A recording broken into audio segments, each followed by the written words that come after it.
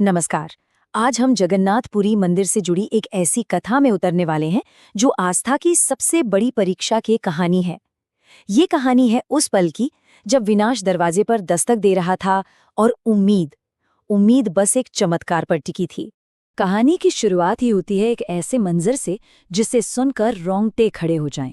सोचिए, समुद्र की छाती को चीरते हुए काले झंडों वाले 10 विशाल विदेशी जहाज पुरी के तट की तरफ बढ़ रहे हैं और इन जहाज़ों पर कोई आम लोग नहीं बल्कि मौत के सौदागर सवार हैं। लुटेरों की उस सेना ने अपनी 50 सबसे जानलेवा तोपों का मुंह सीधा सीधा श्री जगन्नाथ मंदिर के नील चक्र पर साध दिया है और मंदिर के अंदर हजारों निहत्थे पुजारी और भक्त। अब सवाल ये था कि क्या आस्था बारूद का सामना कर पाएगी? क्या महाप्रभु का ये पवित्र धाम बस कुछ ही पलों में इतिहास बनने वाला है? तो चलिए इस कहानी के पहले हिस्से में गोता लगाते हैं। ये सब शुरू होता है एक बेहद खूंखार विदेशी लुटेरे कासिम के आने से। उसकी नजर थी मंदिर के बेशुमार खजाने पर। कासिम को ये बात अच्छी तरह पता थी कि पुरी के मंदिर में अथाह सोना, हीरे जवाहरात छिपे हैं। उसने अपनी दूरबीन से मंदिर के शिखर को देखा और एक शैतानी हंसी हंसते हुए अपने सैनिकों को हुक्म दिया, जाओ सारा खजाना लूट लो और जो भी बीच में आए उसे तोप से उड़ा दो। अरे दोनों पक्षों में जमीन आसमान का फर्क था। एक तरफ थे मंदिर के पुजारी और भक्त जिनके हथियार क्या थे, सिर्फ उनके निहत्थे हाथ और उनकी अटूट आस्था, और दूसरी तरफ थी कासिम की सेना जो 50-50 जानलेवा तोपों से लैस थी। कासिम ने अपने एक दूत को मंदिर के अंदर भेजा। उस दूत ने पुजारियों को कासिम का खौफनाक पैगाम सुनाया कि या तो मंदिर के सारे खजाने की चाबियां और मूर्तियां चुपचाप हमारे हवाले कर दो, वरना हमारी ये 50 तोपें इस मंदिर का नामो निशान मिटा देंगी। ये धमकी सुनते ही पुजारियों में हड़कंप मच गया।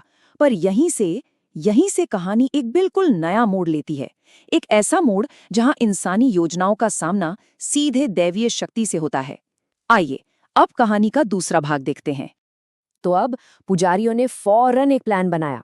फैसला हुआ कि महाप्रभु की मूर्तियों को किसी गुप्त तहखाने में छिपा दिया जाए।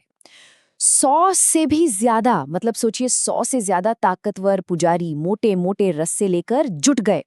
पर तभी एक ऐसा चमत्कार हुआ जिसकी किसी ने कल्पना भी नहीं की थी। अरे वही मूर्ति जिसे वो हर साल रथ यात्रा के लिए इतनी आसानी से उठाते थे, वो आज जैसे कोई पहाड़ हो उतनी भारी हो गई। रस्सियां चट चट करके टूटने लगी, पुजारियों के हाथों से खून बहने लगा, पर मूर्ति वो तो 1 इंच भी नहीं हिली अपनी जगह से। तभी मुख्य पुजारी रोते हुए सब कुछ समझ गए। वो चीख कर बोले, रहने दो, प्रभु अपनी जगह से नहीं हिलेंगे।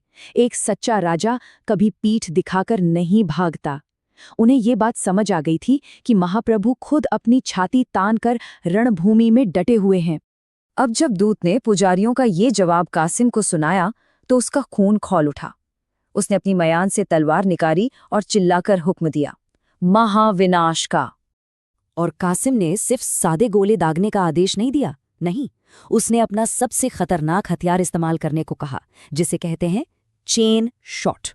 अब ये क्या चीज है, जरा सोचिए।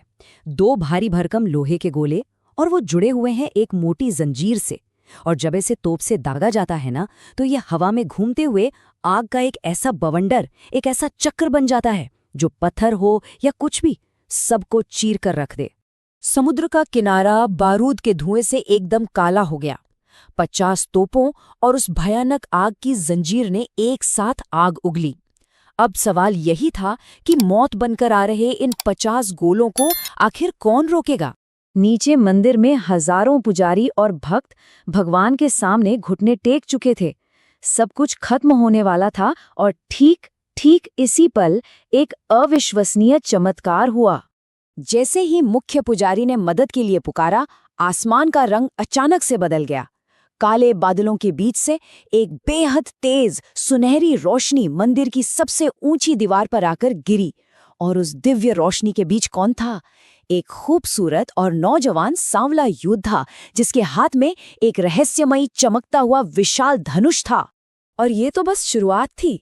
उसी पल आसमान में हजारों विशाल गरुड़ पक्षी आ गए और उन्होंने मंदिर के ऊपर एक जीती जागती ढाल बना ली। दीवार पर खड़े उस सांवले योद्धा ने अपनी प्रत्यंचा खींची और एक दिव्य बाण उन 50 धधकते गोलों की तरफ छोड़ दिया। जैसे ही वो अकेला तीर उन 50 मौत के गोलों से टकराया, कोई धमाका नहीं हुआ, नहीं, बल्कि एक ऐसी तेज रोशनी फैली जिसने सबको अंधा कर दिया, और वो सारे गोले और चेन शॉट हवा में ही पिघल गए। आग और बारूद की जगह अब आसमान से गुलाब और कमल के फूलों की खूबसूरत बारिश होने लगी थी। जो गोले शहर को शमशान बनाने आए थे, वो मंदिर में फूलों की महक बनकर बरस रहे थे। पर हमलावरों का क्या हुआ? चलिए देखते हैं। जहाज पर खड़ा लुटेरा कासिम अपनी दूरबीन से ये सब देखकर हक्का बक्का रह गया। ये कैसे हो सकता है? लोहा हवा में फूल कैसे बन गया? उसके मुंह से बस इतना ही निकला था कि अचानक समुद्रदेव भयानक रूप से क्रोधित हो उठे। पानी में 100 फुट ऊंची लहरों का एक खौफनाक बवंडर उठ गया, और उस बवंडर ने कासिम के सभी 10 जहाजों को पनक झपकते ही पानी के अंदर खींच लिया। कासिम का घमंड और उसकी सेना समुद्र में हमेशा हमेशा के लिए दफन हो गए। इधर मंदिर में जब पुजारियों ने अपनी आंखें खोलीं, तो चारों तरफ ताजे दिव्य फूल बिखरे पड़े थे। उन्होंने फौरन दीवार की तरफ देखा, पर वो सांवला योद्धा अब वहां नहीं था। वो हवा में गायब हो चुका था। ये समझते ही पुजारी रोते हुए जमीन पर गिर पड़े। वो जान गए थे कि वो योद्धा कोई और नहीं, साक्षात जगत के नाथ श्री जगन्नाथ थे। ये कथा सिर्फ एक चमत्कार की कहानी नहीं है, बल्कि ये आस्था की शक्ति का प्रतीक है। इसका पूरा सार बस इसी एक सवाल में छिपा है कि जिसके रक्षक खुद भगवान हो, उसे भला दुनिया की कोई ताकत कैसे मिटा सकती है। यही वो विश्वास है जो आज भी जगन्नाथपुरी की दीवारों में गूंजता है।